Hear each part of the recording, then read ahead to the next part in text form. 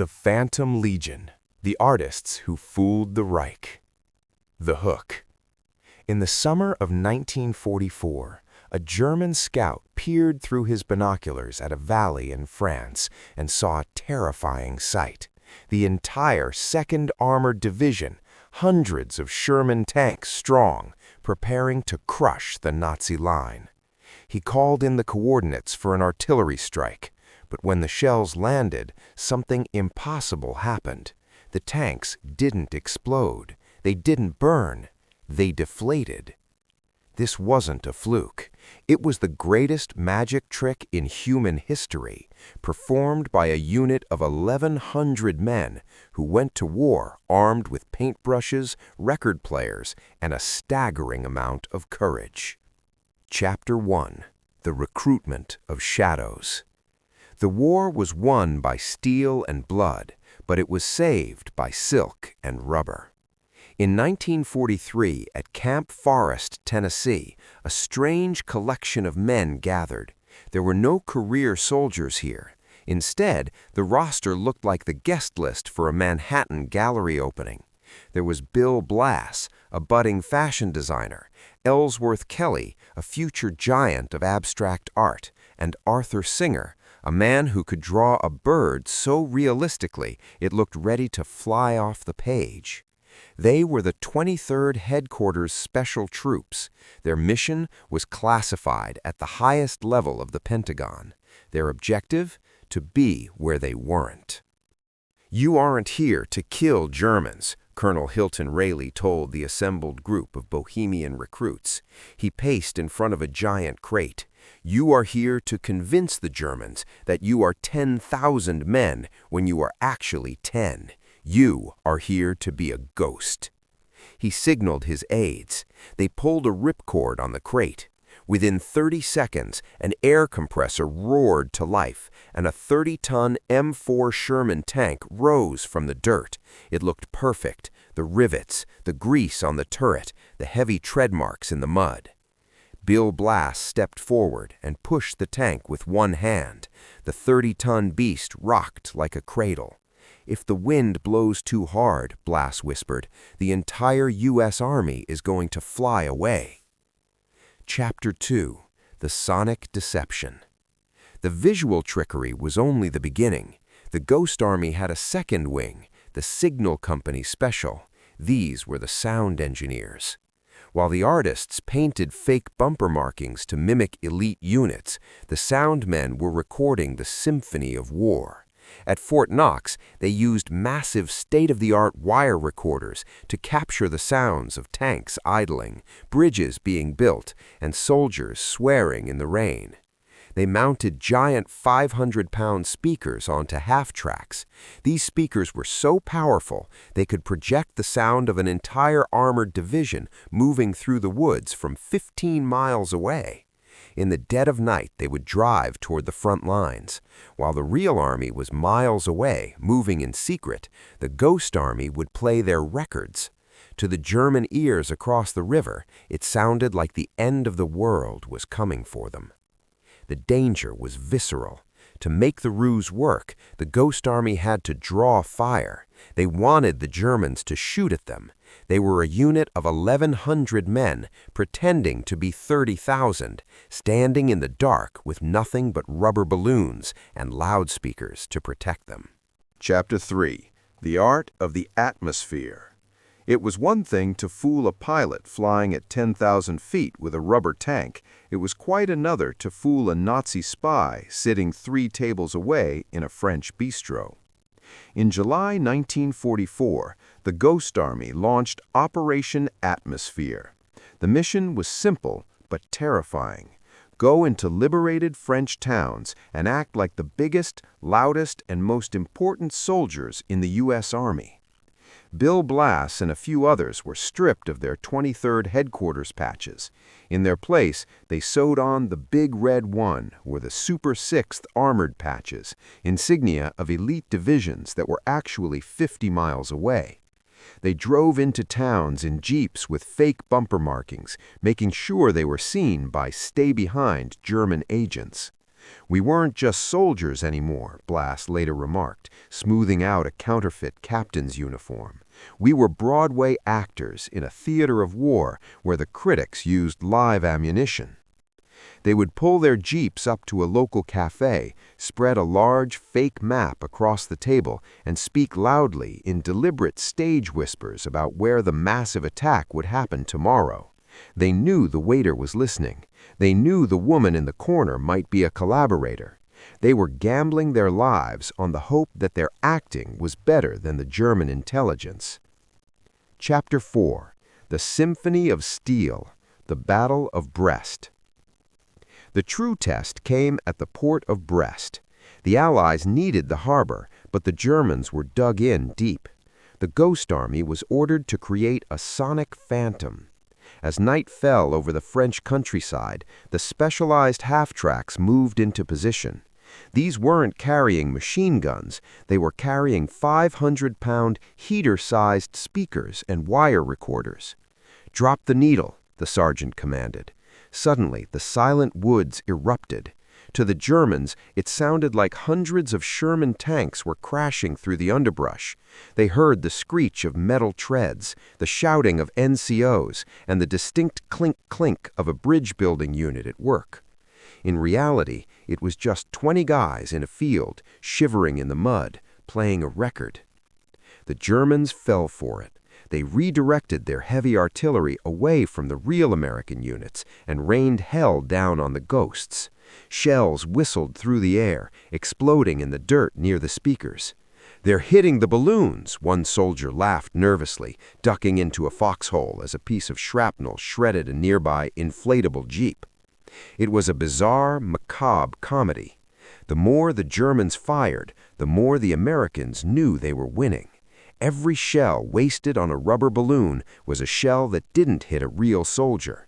For 3 days, the 1,100 men of the Ghost Army convinced the German High Command that a full division was attacking from the north, allowing the real 6th Armored Division to slip around the flank and take the city.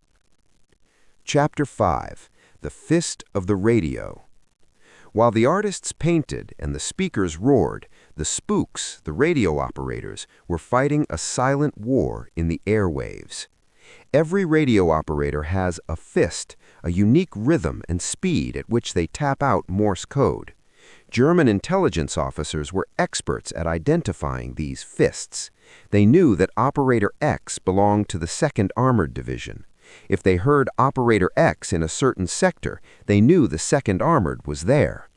The Ghost Army operators were masters of mimicry. They studied the fists of real operators from other divisions. When a real division moved out in secret, the Ghost Army stayed behind, tapping out fake messages using the stolen fists of the departed men. They created a digital ghost town. To the German monitors, it looked like the Americans were still in camp, complaining about the food and asking for more fuel, while the real army was already 30 miles ahead, silent and deadly. The midpoint, a high-stakes error. The tension of the story peaks when a group of French schoolboys wanders into a restricted field. They saw something that should have been impossible. 4 American soldiers picked up a 30-ton Sherman tank and carried it across the field to reposition it. The soldiers froze. The boys stared, eyes wide. "American supermen," one boy whispered. The soldiers had to move fast. If the news spread that the Americans had lightweight tanks, the entire deception and the lives of thousands would be forfeit. They didn't use guns. They used the only thing they had, their charm and a few bars of chocolate to swear the boys to secrecy. Chapter 6. The Frozen Nightmare. The Battle of the Bulge. December 1944. The Ardennes forest was a graveyard of white and gray. The Ghost Army had spent months in the sunshine of France, but the Belgian winter was a different beast. The temperature dropped so low that the air compressors for the inflatable tanks began to freeze and seize. Then came the Watch on the Rhine, Hitler's massive, desperate counteroffensive. The 23rd Headquarters found themselves in a terrifying position. They were stationed near the Luxembourg border, spread thin to cover a gap in the line. Suddenly, the ghosts weren't just pretending to see Germans, they were looking at real Tiger tanks through the tree line. "Sir," Private Arthur Singer whispered, his fingers stained with charcoal and numb from the cold. "Those aren't our balloons. Those are real panzers." For the first time, the deception became a matter of raw survival. They couldn't run, or they would give away the fact that the line was empty. They had to stay. They turned their giant speakers toward the advancing German line and cranked the volume to the absolute limit. They played the sound of heavy American reinforcements, a wall of mechanical thunder, hoping to convince the German commanders that they were heading into a trap. In the swirling snow, the Germans hesitated. They heard the clatter of 100 American tanks and decided to bypass the sector, fearing a massive counterstrike. The Ghost Army had bluffed a panzer division with nothing but sound waves and frozen rubber. Chapter 7. The Masterpiece at the Rhine. Operation Viersen. March 1945. The end of the war was in sight, but the Rhine River stood as the final Great Barrier. The Germans had blown the bridges. Crossing the Rhine would be a bloodbath, unless the Germans looked the wrong way. This was the Ghost Army's magnum opus. The mission: convince the Germans that the 9th and 30th Infantry Divisions were going to cross the river at a place called Viersen. The 1,100 men of the 23rd went into overdrive. They set up hundreds of inflatable tanks. They created fake airfields. They used smoke generators to hide activity that didn't exist. They set up fake supply depots using thousands of empty crates covered in camouflage netting. But the real magic was the radio play. They created a massive network of fake radio traffic, simulating thousands of orders, logistical headaches, and even fake personal messages from soldiers to their sweethearts. On the night of the crossing, the Germans moved their heavy artillery and their best remaining troops to Viersen, bracing for the American hammer to fall. They waited. They scanned the river. They saw the silhouettes of tanks in the fog. Meanwhile, 10 miles away at Wessel, the real U.S. Army crossed the Rhine with almost zero resistance. When the German commanders realized the army at Viersen was made of air and cloth, it was too late. The Rhine had been breached. The heart of Germany was open. The war was effectively over. Chapter 8. The Great Silence. When the war ended in May 1945, the men of the Ghost Army didn't get a ticker tape parade. They didn't get medals for their specific exploits. Instead, they were pulled into a room and told to sign NDAs, non-disclosure agreements. You didn't do what you think you did. You were never there. Those tanks didn't exist. If you talk about this, it's treason. The artists went home to a transformed America. Bill Blass took the lessons of silhouette and deception and became one of the world's most famous fashion designers. Ellsworth Kelly used the patterns of camouflage and the way light hit fake shapes to revolutionize abstract art. Arthur Singer became one of the greatest wildlife illustrators in history, his eye for detail perfected by the need to paint real rust on rubber tanks. For 50 years, these men met at reunions and spoke in code. They told their families they were engineers or truck drivers. It wasn't until 1996 that the records were finally declassified, and the world learned that a group of art students had saved the lives of tens of thousands of soldiers using nothing but their imagination. The epilogue: the secret kept, the legacy found. The guns fell silent across Europe, but for the men of the 23rd, the war didn't end with a bang. It ended with a suitcase full of sketches and a lifetime of silence. As they boarded the troop ships back to New York Harbor, they weren't allowed to carry souvenirs of their tanks. They were stripped of their fake patches. They were told that the Ghost Army was to remain a ghost.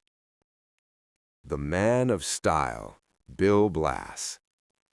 Back in the bustling streets of Manhattan, Bill Blass didn't see a city. He saw silhouettes. The same eye that had helped him disguise a 2.5-ton truck with burlap and paint now saw the drape of a woman's coat. He rose to the pinnacle of American fashion.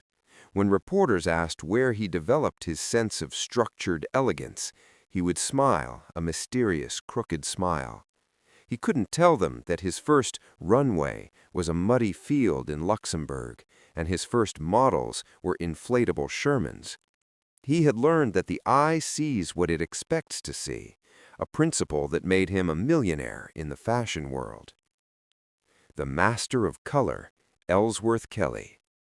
Ellsworth Kelly returned to find an art world obsessed with realism, but his mind was elsewhere. He remembered looking at the distorted shadows of camouflage netting against the bright French sun. He remembered how a shape didn't have to be real to have power. He became a pioneer of hard-edge painting and minimalism. His massive, bright geometric canvases hang today in the Museum of Modern Art, MoMA. Critics called his work revolutionary and pure. They didn't realize they were looking at the evolution of World War II camouflage, distilled into its purest form. The final mystery, the declassified truth. For decades, the families of these veterans wondered why their fathers and grandfathers would wake up sweating in the middle of the night, muttering about air compressors and German patrols, yet refused to show a single medal for valor. It wasn't until the mid-1990s that the Pentagon finally opened the crates. When the documents were released, the families were stunned. Their quiet grandfathers hadn't just been clerks or truck drivers. They had been the most daring actors in history. They had stood in the path of the Nazi war machine with nothing but rubber and radio waves. The Congressional Gold Medal, 2022. In a final, touching act of history, the U.S. Congress passed a bill to award the Congressional Gold Medal to the Ghost Army. Only a handful of the 1,100 men were still alive, men in their late 90s, sitting in wheelchairs, finally wearing the patches they were once told to hide. One of the last survivors, looking at a photo of his younger self standing next to a deflated tank, whispered to a reporter, "We were the only unit in the war that measured our success by how much we weren't there."